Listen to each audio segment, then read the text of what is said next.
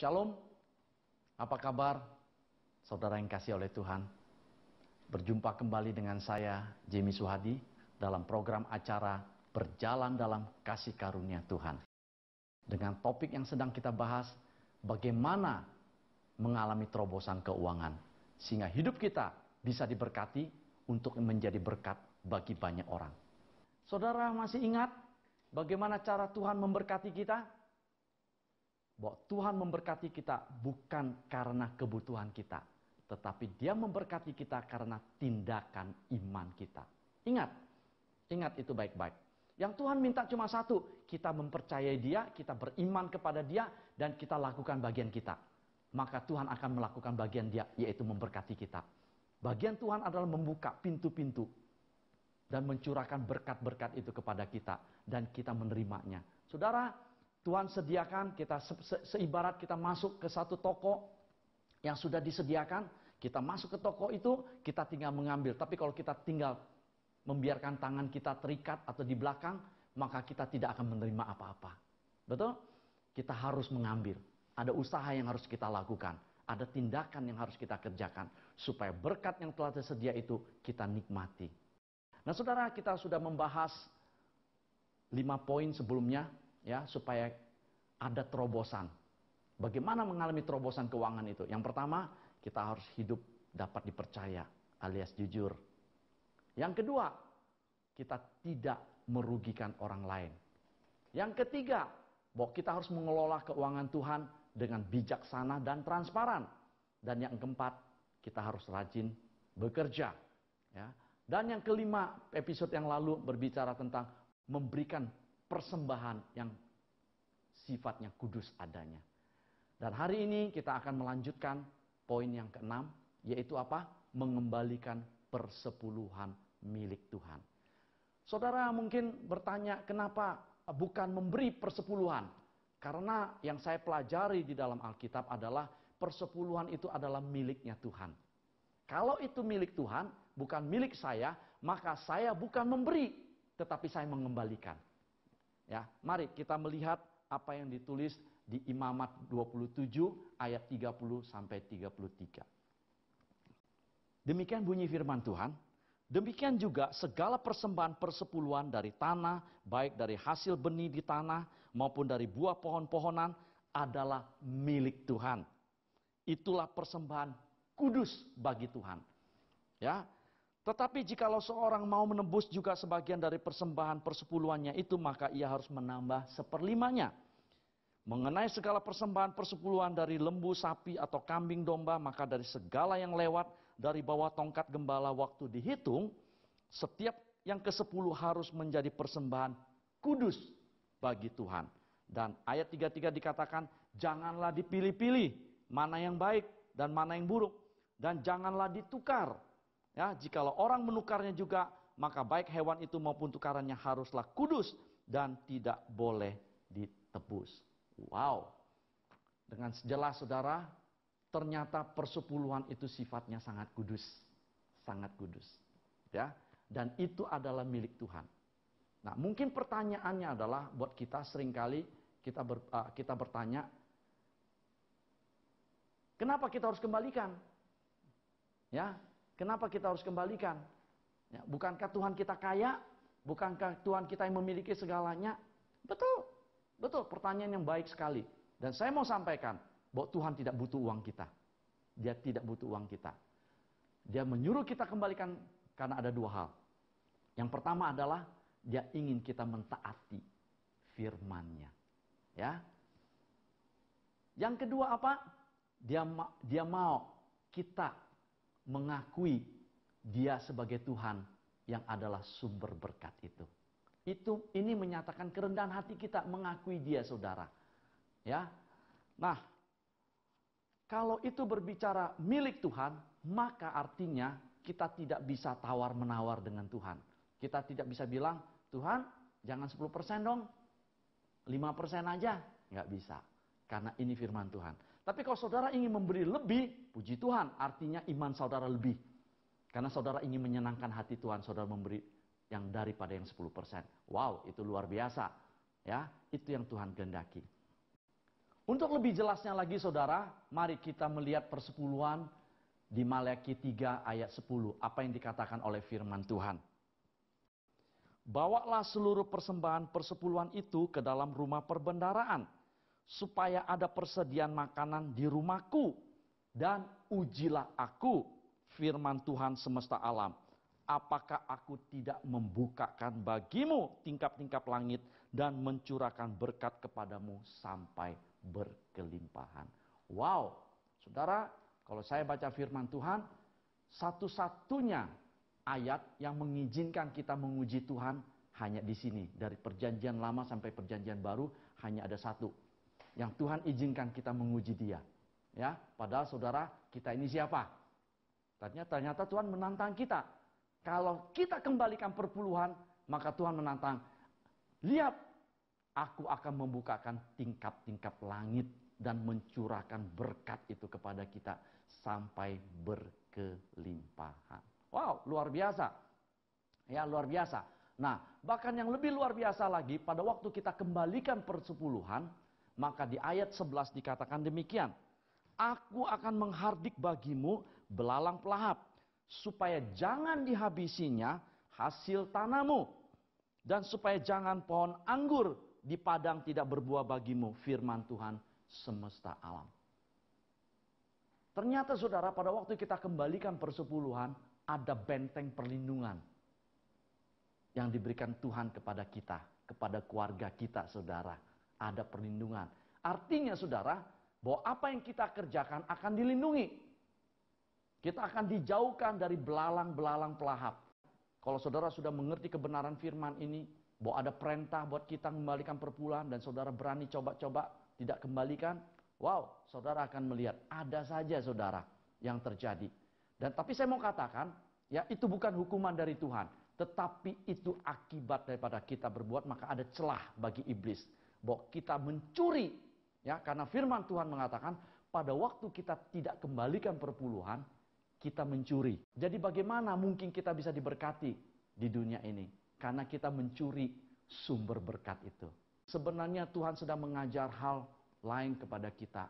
Ya, kembali saya mau katakan, Tuhan tidak butuh kita. Tetapi Tuhan membutuhkan ketaatan kita. Punya iman, beriman, bahwa kita sudah diberkati sekian, kita sudah diberkati dengan penghasilan. Entah itu penghasilan pekerjaan kita, entah itu penghasilan usaha kita, entah itu penghasilan hasil bumi kita, atau apapun yang kita kerjakan, bahwa kita sudah menerima berkat. Dan apa kita ingat? Bahwa sumber berkat itu adalah Tuhan. Sehingga kita dengan rela mengembalikan persepuluhan. Menyatakan kepada Tuhan, ya Tuhan, aku percaya Engkau adalah sumber berkat itu. Ya, sebenarnya itu yang Tuhan mau. Ya, sebenarnya Tuhan mau kita lakukan itu, mengingat Dia, mengingat kebaikan-kebaikan yang Tuhan berikan. Saudara, dulu pada waktu saya tidak mengerti, saya juga sempat bertanya, gembala saya katakan, kembalikan persepuluhan. Dan apa yang muncul? Saya bilang sama istri saya, enak aja tuh pendeta minta kembali perpuluhan. Emang dia yang punya perusahaan, punya saham. Nah saudara, kenapa? Karena saya tidak mengerti bahwa ternyata itu kunci yang luar biasa. Ya, kunci.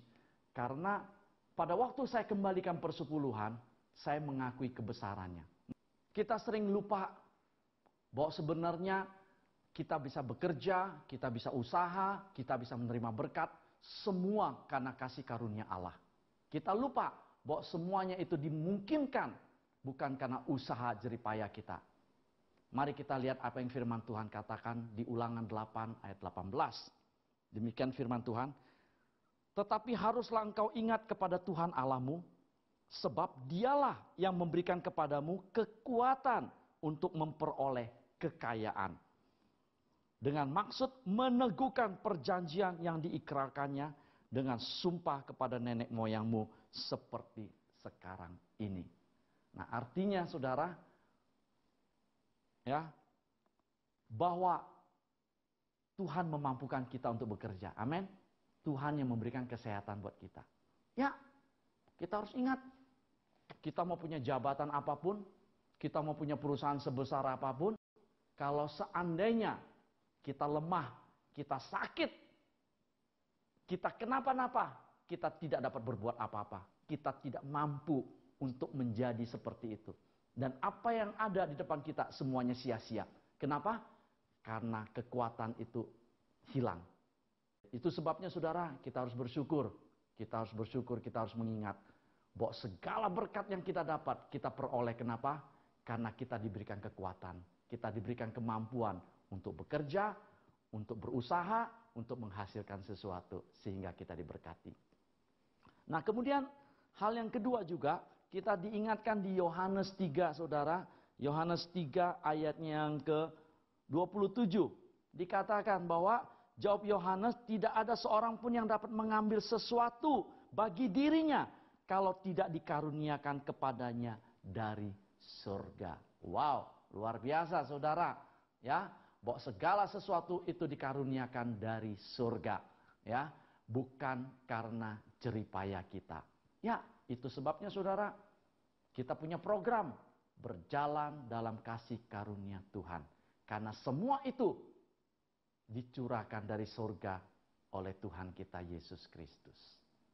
Dan satu hal lagi yang ingin saya ingatkan kepada kita semua, bahwa pada waktu kita tidak kembalikan perpuluhan, itu sama dengan kita menyatakan bahwa kita mendapat berkat dengan kekuatan sendiri.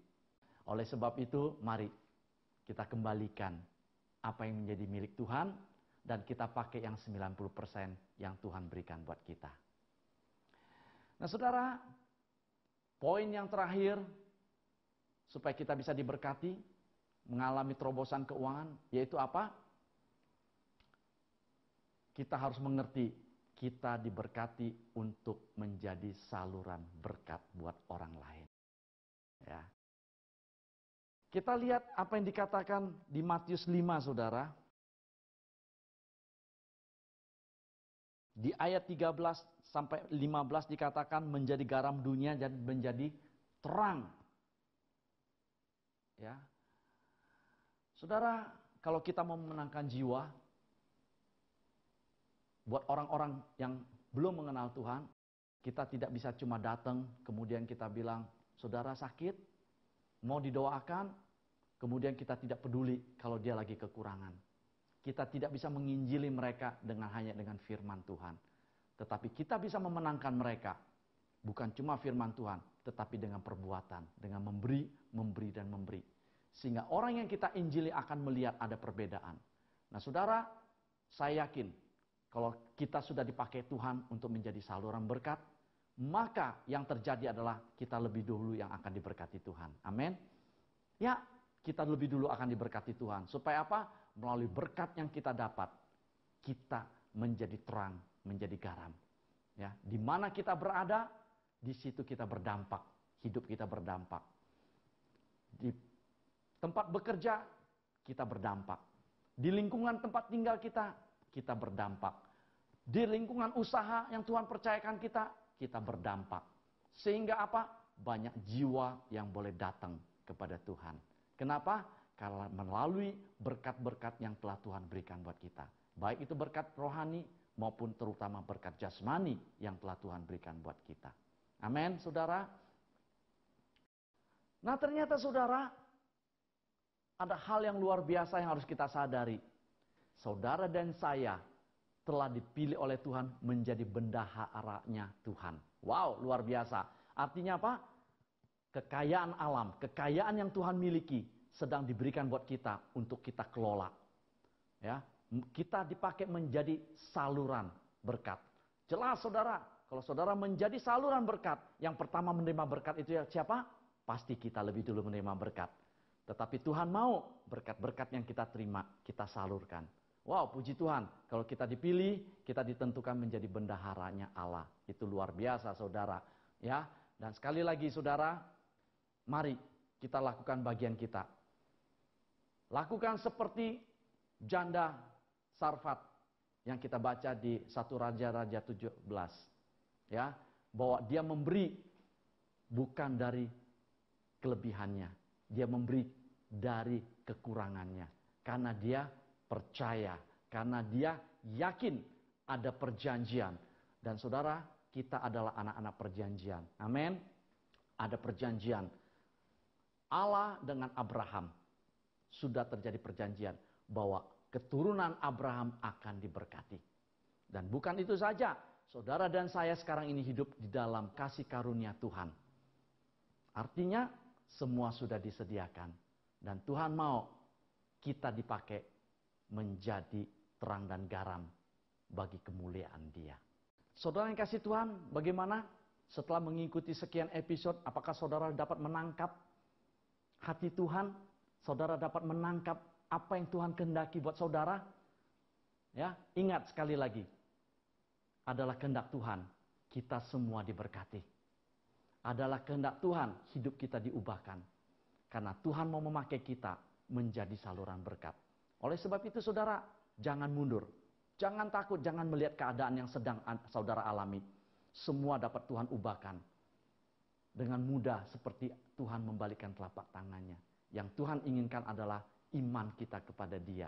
Bahwa Dia sanggup. Ya, kita sering nyanyi lagu, Dia sanggup, Dia sanggup. Dan memang saya mau katakan, Dia sanggup. Kenapa? Karena dunia ini diciptakan hanya dengan sabda. Kalau sekarang Tuhan sudah berfirman kepada kita, imani, lakukan, maka lakukan. Maka segala sesuatu yang tidak ada akan menjadi ada. Yang tidak bisa akan menjadi bisa. Yang tidak mungkin akan menjadi mungkin. Kenapa? Karena kasih karunia Tuhan menyertai kita. Saudara, saya tahu tidak mudah untuk melakukan itu. Tetapi mari, kenapa kita tidak melakukannya dengan iman? Dan saya mau berdoa supaya apa yang kita sudah dapatkan, kita bisa terimanya. Saudara yang kasih, mari saya mau ajak kita bersama-sama. Kita mau berdoa. Angkat tangan kananmu dan taruh tangan kirimu di dadamu. Haleluya, glory, glory. Terima kasih Bapa. Terima kasih Jesus. Engkau Bapa yang luar biasa. Kami bersyukur punya Tuhan yang dahsyat. Tuhan begitu baik, yang mengangkat kami dari orang yang tidak berguna, yang tidak layak, melayakkan kami menjadi sesuatu, bahkan mengangkat kami menjadi anak-Mu Tuhan, sehingga kami berhak mewarisi segala sesuatu yang Kau miliki. Dan Kau katakan Tuhan bahwa kami berharga, dan Engkau yang akan membukakan pintu bagi kami. Dan Engkau yang akan memberkati kami pada waktu kami taat, pada waktu kami melakukan kebenaran daripada firman-Mu. Dan semua menjadi begitu mudah terjadi Tuhan, dan hidup kami diubahkan. Tuhan, terima kasih. Kami percaya Tuhan, kami sudah dibebaskan, dimerdekakan dari kutuk-kutuk kemiskinan. Kami sudah dilepaskan dari hutang-hutang Tuhan. Dan sekarang kami bukan lagi orang yang miskin kekurangan, tetapi kami sudah diberkati. Bukan saja cukup, bahkan berkelimpahan. Tuhan, terima kasih, terima kasih. Kami menerima itu Tuhan, walaupun sekarang kami belum melihat dalam mata jasmani kami, tapi kami sudah menerimanya dengan mata rohani kami. Dan kami percaya itu akan menjadi kenyataan dalam hidup kami. Sehingga kami boleh memuliakan Engkau. Di dalam nama Yesus Kristus, mari kita yang sama-sama berdoa, kita sama-sama katakan, amin. Saudara yang kasih oleh Tuhan, jika masih ada pertanyaan atau ada sesuatu yang ingin di-sharekan, mari hubungi saya melalui email dan Twitter yang ada di bawah ini. Terima kasih sudah mengikuti program acara Berjalan dalam Kasih Karunia Tuhan. Dan sampai bertemu kembali di topik-topik yang lain yang akan kita bahas, yang akan Tuhan berikan buat kita, sehingga hidup kita diberkati untuk menjadi berkat. Bersama saya Jamie Suhadi, Tuhan Yesus memberkati.